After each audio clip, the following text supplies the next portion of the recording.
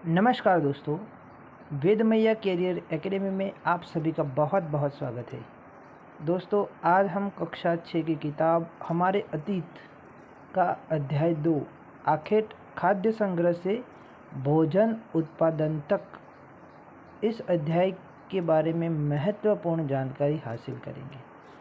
दोस्तों, यहाँ एक बॉक्स में लिखा हुआ है कि तुषार की रेल यात्रा। तो तुषार अपने एक रिश्तेदार की शादी में दिल्ली से चेन्नई जा रहा था। रेल में उसे खिड़की वाली सीट मिल गई, जहां से वह बाहर का नज़ारा देखने में मग्न हो गया। तेज दौड़ती गाड़ी से उसने देखा कि पेड़ पौधे, घर, खेत खलिहान बड़ी तेजी से पीछे की ओर छूटते चले जा रहे थे। तभी उसके चाचा ने उसके कंधे पर हाथ रखकर कहा, पता है, लोगों ने मात्र 150 साल पहले रेल से यात्रा शुरू की थी। दोस्तों, हम सब जानते हैं कि जब औद्योगिक क्रांति हुई तब 1853 में हमारे यहाँ जब गवर्नर जनरल लॉर्ड डलहौजी का शासन चल रहा था, तो उसी के समय रेल लाइनें बिछाई जा रही थी। तो दोस्तों, भारत में उसे आधुनिक युग का पिता भी माना जाता है और लॉर्ड डलहौजी है जो उसी के शासनकाल में 1853 में भारतीय रेल की शुरुआत हुई थी और सबसे पहले रेल की पटरी बिछाई थी जहाँ थी मुंबई से थाने तक। बस तो इसके कुछ दशक बाद आई। लोगों ने 150 साल पहले रेल से यात्रा शुरू की थी, बस तो इसके कुछ दशक बाद आई। तुषार सोचने लगा कि जब लोगों के पास आने जाने के लिए तेज रफ्तार वाली सवारियां नहीं थी, तो क्या वे यात्रा ही नहीं करते थे? क्या वे अपनी सारी जिंदगी एक ही जगह पर बिता दिया करते थे? नहीं, ऐसी बात नहीं थी। तो आरंभिक मानव आखिर वे इधर उधर क्यों घूमते थे? हम उन लोगों के बारे में जानते हैं जो इस महाद्वीप में 20 लाख साल पहले रहा करते थे। दोस्तों, 20 लाख साल पहले की बात है। आज हम इन्हें आखेटक यानी कि खाद्य संग्राहक के नाम से जानते हैं। जो लोग भोजन का संग्रह करते थे, भोजन का इंतज़ाम करने की विधि के आधार पर उन्हें इस नाम से पुकारा जाता है। तो आखेटक माने तो भोजन का इंतज़ाम करने की विधि।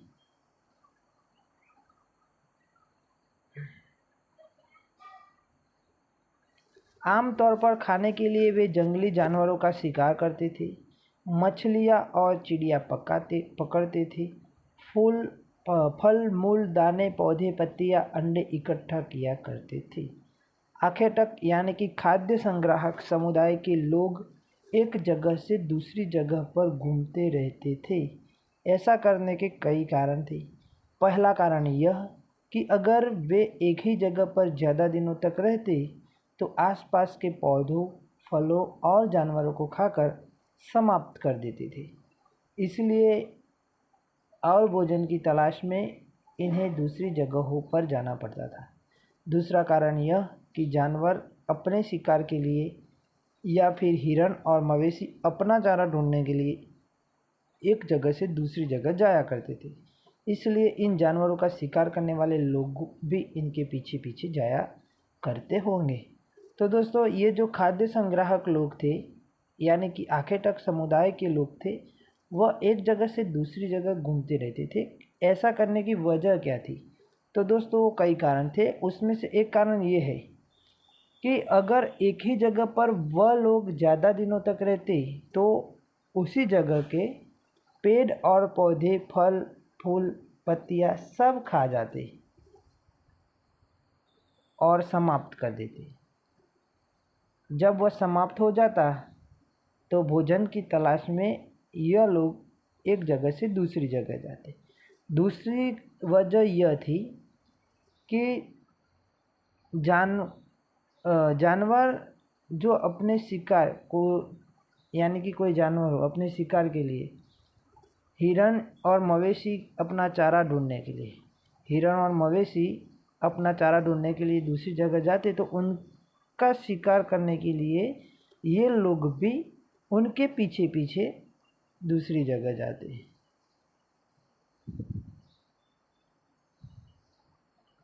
तीसरा कारण यह कि पेड़ों और पौधों में फल फूल अलग अलग मौसम में आते हैं, इसलिए लोग इनकी तलाश में उपयुक्त मौसम के अनुसार अन्य इलाकों में घूमते होंगे।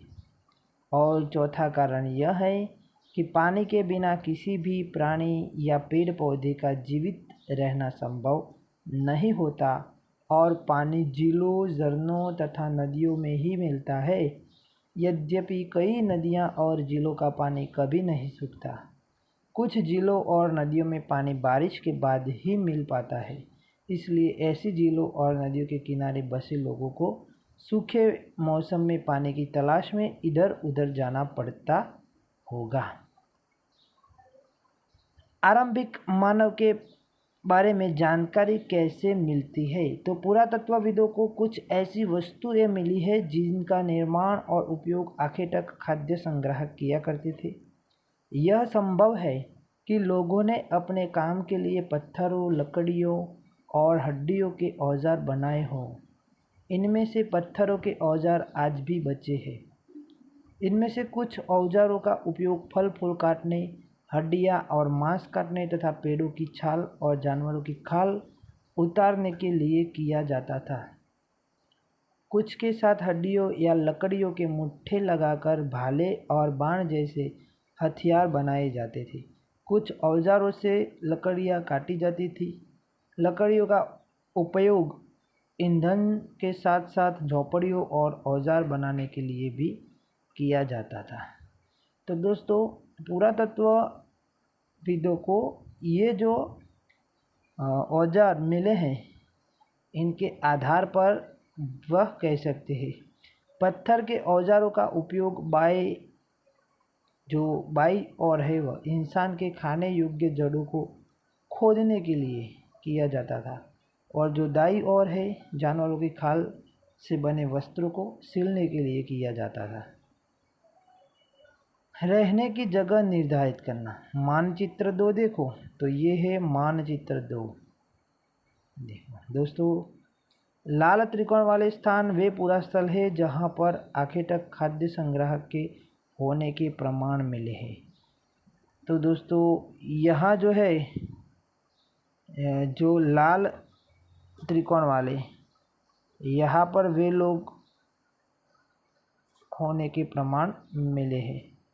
यहाँ भी है भीमबेटका की जो गुफा है, जो शिल्पकला, चित्रकला के लिए जानी जाती है।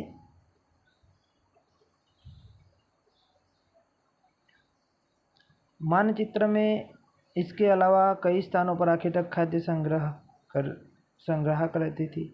मानचित्र में सिर्फ कुछ गिने चुने स्थान ही चिन्हित किए गए हैं। कई पुरा स्थल नदियों और झीलों के किनारे पाए गए हैं। ये देखो दोस्तों, महरगढ़ है, यह बुर्ज होम है, यह है चिरांद, कोल्डी हवा, दाऊजली हिलिंग, महागड़ा, भीमबेटका, पय्यमपल्ली, हल्लूर, ये सभी नवपाषाणी पुरा स्थल है। दोस्तों, पत्थर के उपकरण बहुत महत्वपूर्ण थे, इसलिए लोग ऐसी जगह ढूंढते रहते थे जहां अच्छे पत्थर मिल सके।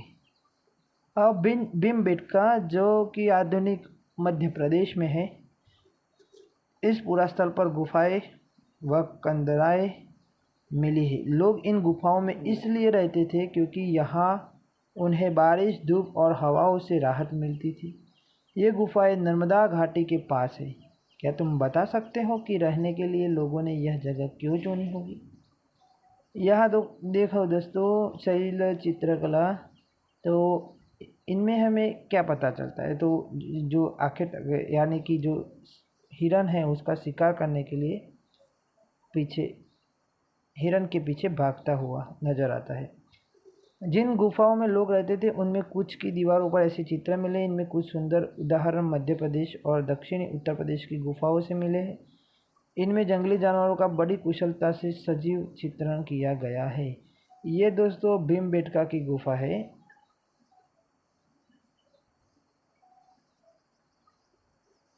तो पूरा स्थल किसे कहते हैं? उस स्थान को कहते हैं जहां औजार, बर्तन और इमारतों जैसी वस्तुओं के अवशेष मिलते हैं। ऐसी वस्तुओं का निर्माण लोगों ने अपने काम के लिए किया गया था और बाद में वे उन्हें वही छोड़ गए। इस ज़मीन के ऊपर अंदर कभी कभी समुद्र और नदी के तल में भी पाए जाते हैं। इन पुरा स्थलों के बारे में आपको अगले अध्यायों में बताया जाएगा। आग की खोज। मानचित्र 2 में कुरनूल गुफा ढूंढो। यहाँ राख के अवशेष। दोस्तों बहुत ही इम्पोर्टेंट बात है कि राख के अवशेष कहाँ से मिले हैं? तो कुरनूल गुफा से। इसका मतलब यह है कि आरंभिक लोग आग जलाना सीख गए थे। आग का इस्तेमाल कई कार्यों के लिए किया गया होगा, जैसे कि प्रकाश के लिए, मांस भूनने के लिए और खतरनाक जानवरों को दूर भगाने के लिए। बदलती जलवायु, इसके बारे में बाद में देखते दोस्तों। और यहाँ नाम और तिथियों के बारे में जानकारी हासिल करते हैं। हम जिस काल के बारे में पढ़ रहे हैं, पुरातत्वविदों ने उनके बड़े बड़े नाम रखे हैं। आरंभिक काल को वे पुरापाषाण काल कहते हैं। यह दो शब्दों पुरा यानी प्राचीन और पाषाण यानी पत्थर से बना है। यह नाम पुरा स्थलों से प्राप्त पत्थर के औजारों के महत्व को बताता है। पुरापाषाण काल 20 लाख साल पहले से 12,000 साल पहले के दौरान माना जाता है। इस काल को भी 3 भागों में विभाजित किया गया है: आरंभिक, मध्य एवं उत्तर पाषाण युग। मानव इतिहास की लगभग 99% कहानी इसी काल के दौरान घटित हुई। जिस काल में हमें पर्यावरणीय बदलाव मिलते हैं उसे मेसोलिथ यानी मध्य पाषाण युग कहते हैं। इसका समय लगभग 12,000 साल पहले से लेकर 10,000 साल पहले तक माना गया है। पर्यावरणीय बदलाव मेसोलिथ यानी मध्य पाषाण। इस काल के पाषाण औजार आमतौर पर बहुत छोटे होते थे। इन्हें माइक्रोलिथ यानी लघु पाषाण कहा जाता है। प्रायः इन औजारों में हड्डियां या लकड़ियां में के मुट्ठे लगे हंसिया और आरी जैसे औजार मिलते थे। साथ साथ पुरापाषाण युग वाले औजार भी इस दौरान बनाए जाते रहे। अगले युग की शुरुआत लगभग 10,000 साल पहले से होती है, जिसे नवपाषाण युग कहा जाता है। नवपाषाण का क्या मतलब होता है? हमने कुछ स्थानों के नाम दिए हैं। अगले अध्यायों में तुम्हें ऐसे अनेक नाम मिलेंगे। अक्सर हम पुराने स्थानों के लिए उन नामों का प्रयोग करते हैं जो आज प्रचलित है, क्योंकि हमें ज्ञात नहीं है कि उस काल में इनके क्या नाम रहेंगे। दोस्तों बदलती जलवायु। तो बदलती जलवायु लगभग 12,000 साल पहले दुनिया की जलवायु में बड़े बदलाव आए और गर्मी बढ़ने लगी। इसके परिणाम स्वरूप कई क्षेत्रों में घास वाले मैदान बनने लगे। इससे हिरन, बारहसिंगा, भेड़, बकरी और गाय जैसे उन जानवरों की संख्या बढ़ी जो घास खाकर जिंदा रह सकते हैं। जो लोग इन जानवरों का शिकार करते थे वे भी इनके पीछे आए और इनके खाने पीने की आदतों और प्रजनन के समय की जानकारी हासिल करने लगे। हो सकता है कि तब लोग इन जानवरों को पकड़कर अपनी ज़रूरत के अनुसार पालने की बात सोचने लगे हो। साथ ही इस काल में मछली भी भोजन का महत्वपूर्ण स्रोत बन गई। खेती और पशुपालन की शुरुआत। इसी दौरान उपमहाद्वीप के भिन्न भिन्न इलाकों में गेहूँ, जौ और धान जैसी अनाज प्राकृतिक रूप से उगने लगे थे। शायद महिलाओं, पुरुषों और बच्चों ने इन अनाजों को भोजन के लिए बटोरना शुरू कर दिया होगा। साथ ही वे यह भी सीखने लगे होंगे कि यह अनाज कहाँ उगते थे और कब पककर तैयार होते थे। ऐसा करते करते लोगों ने इन अनाजों को खुद पैदा करना सीख लिया होगा। इस प्रकार धीरे धीरे वे कृषक बन गए होंगे। इसी तरह लोगों ने अपने घरों के आसपास चारा रखकर जानवरों को आकर्षित कर उन्हें पालतू बनाया होगा। सबसे पहले जिस जंगली जानवर को पालतू बनाया गया वह कुत्ते का जंगली पूर्वज था।